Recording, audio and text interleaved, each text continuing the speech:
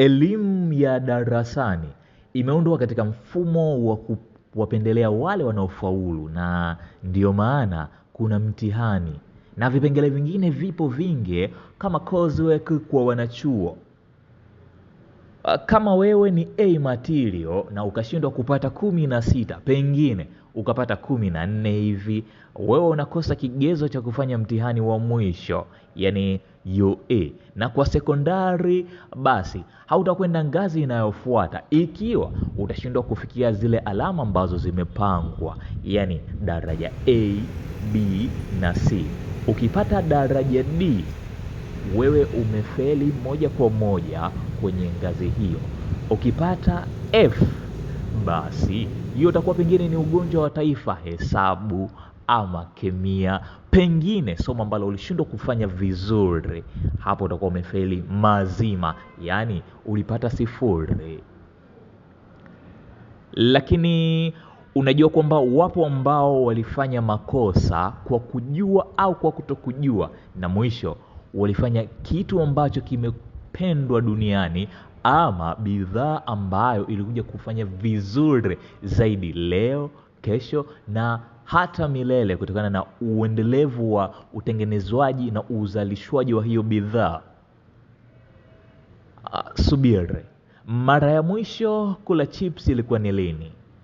Ama mara ya mwisho kupeleka zawadi ya chips ilikuwa ni lini? Pengine ni mshikaji wako anafanya kazi ya kuuza chips, si ndio? Okay. Lakini subiri, na hivi kinywaji cha kupendwa ni kipi? Nitajie vitatu. 1, 2, 3. Katika hivyo vitatu ambavyo umetaja, je, unadhani na hichi hakitakuwepo? Ngoja nikupitishe taratibu, tuanze kuona ni makosa yapi ambayo yalifanyika na ni bidhaa ipi ambayo ilipatikana. Chipsi. Mwaka 1853, George Graham, huyu alikuwa ni mpishi katika hoteli moja maarufu, alilalamikiwa na mteja wake mmoja kwamba viazi ambavyo alikuwa amevitengeneza kwa kuvikatakata, alikata vipande vikubwa mno. Huenda pengine ilikuwa inampa tabu kwenye ulaji, labda pengine, ama kuna ladha ambayo alikuwa ameizoea siku hiyo hakuipata, si ndio? Basi alivyomwambia hivyo George, alipata maghafiriko, alikasirika, akarudi kufanya kazi ile ile ambao anaifanya kutengeneza viazi kwa kuvikata vipande vipande, lakini safari hii alikata vipande vyembamba zaidi, ambavyo hivyo ndivyo vikawa ni chipsi. Na alivyovikata na kuviweka kwenye package, akaongeza na chumvi. Ndio hivyo leo hii vinaitwa chipsi. Moja ya bites ambazo zinapendwa sana na zinatumika mara nyingi kweli kweli. Na unajua kuhusiana na swala la kinywaji cha Coca-Cola ilikuwaje mpaka ikaundwa? Historia inasema kwamba mwaka 1886 raia wa Marekani, ambaye huyu alikuwa ni daktari pia, mtaalamu wa masuala ya madawa, anaitwa Daktari John Pemberton, alikuwa anataka kutengeneza dawa ya kichwa.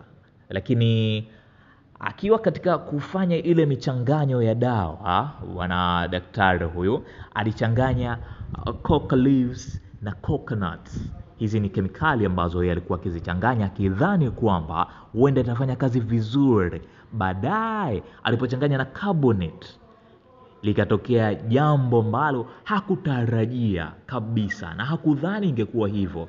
Kikawa ni kinywaji badala ya dawa, ambao hapo ndipo ikapatikana kinywaji cha Coca-Cola, kinywaji maarufu duniani kwa sasa, lakini kilitengenezwa kwa makosa. Katika kutengeneza kitu kingine ndiko kikapatikana kitu kingine. Umenipata vilivyo mwanawane?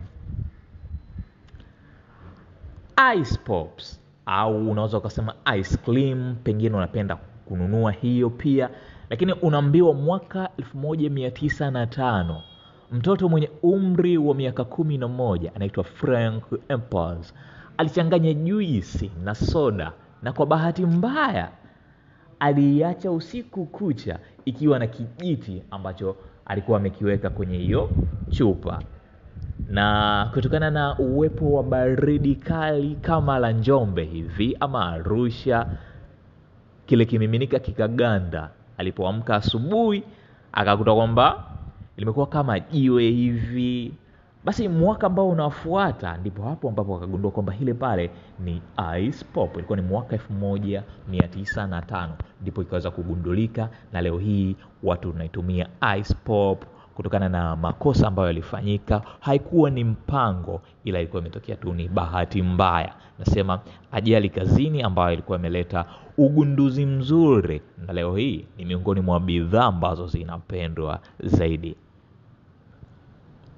Ni hivyo tu, haya ni baadhi ya yale makosa ambayo yalikuwa yamefanyika na watu, na mwisho wakapata kitu ambacho kinatumika mpaka leo hii, na watu wakawa wameona ni namna gani wanaweza wakaenjoy kwa kupitia vile vitu ambavyo wamekuwa wamevifanya. Na pia hata ugunduzi wa chocolate chip coke. Huyu anaitwa Ruth Wakefield. Yeye lengo lake alikuwa anataka kutengeneza biskuti za chocolate laini, lakini hizo chocolate hazikuyeyuka vizuri. Kwa kuwa haikuyeyuka, basi ilizaa mkate mgumu kidogo, na hiyo ikafanya ikapatikana chocolate chip coke ambao inapendwa na inatumika na watu mbalimbali. So ndo iko kama hivyo, naambiwa kukosea ni jambo moja, na nini ambacho utakipata katika kila ambacho umekosea ndicho ambacho kitakupa wewe matokeo mazuri. Na wakasema pia mtu ambaye hajakosea hajawahi kufanya jambo jipya. So jitahidi ufanye makosa, lakini si yale makosa ya lazima, yale makosa ambayo yanakuja accidentally. Hii ni sauti ya Lunya Mad Zomliuka, a boy from Njombe place to be. Kwa kuwa muda na nguvu ni Tedizo Click. Maoni, ushauri nitumie hapa, na tutakuwa tunajadili na kuangalia mambo mbalimbali ambayo yanatokea kwenye ulimwengu huu wa sayansi na teknolojia, kwa sababu kuna vitu vingi sana ambavyo vinatokea na mambo mengi ambayo yanafanyika kwa kujua au kwa kutokujua.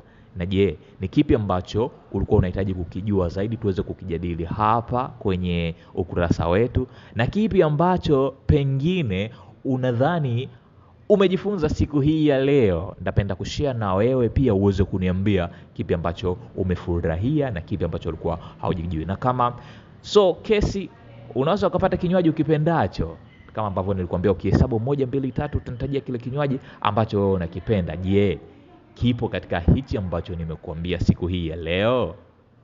Classic Family.